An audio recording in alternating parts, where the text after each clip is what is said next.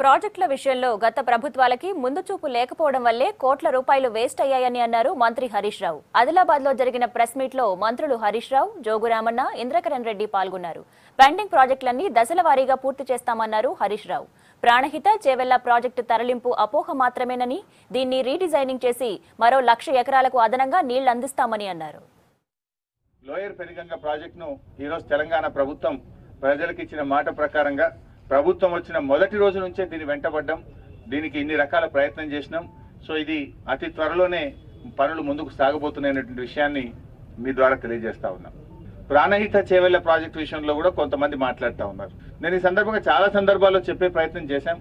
ప్రాజెక్టులు రీడిజైన్ చేస్తున్నామంటే కొన్ని ప్రతిపక్షాలు ఎట్లా కుట్ర చేస్తున్నాయంటే, దేవాదుల రీడిజైన్ చేస్తున్నామంటే కాంతానపల్లి రద్దయిందని వాళ్ళే ప్రచారం చేస్తారు, వాళ్ళే ధర్నాలు చేస్తారు. గోదావరి లిఫ్ట్ ఇరిగేషన్ ను ప్రాణహితను రీడిజైన్ చేస్తున్నామంటే తుమ్మిడిహట్టు రద్దయిపోయిందని చెప్పి ప్రచారం చేస్తున్నారు. Who said? కేంద్రంలో కాంగ్రెస్ ప్రభుత్వం, రాష్ట్రంలో కాంగ్రెస్ ప్రభుత్వం, మహారాష్ట్రలో కాంగ్రెస్ ప్రభుత్వం, 3 ప్రభుత్వాలు కాంగ్రెస్ పార్టీకి ఉన్నా కూడా కనీసం 2 అనుమతులు కూడా తీసుకురాలి. కాంట్రాక్టర్లకు మొబిలైజేషన్ అడ్వాన్స్ ఇచ్చి లెక్కలు చూసుకున్నారు, కానీ పనులు జరిగే విషయంలో కానీ, అనుమతులు సాధించే విషయంలో కానీ, ఏ ఒక్క విషయంలో కూడా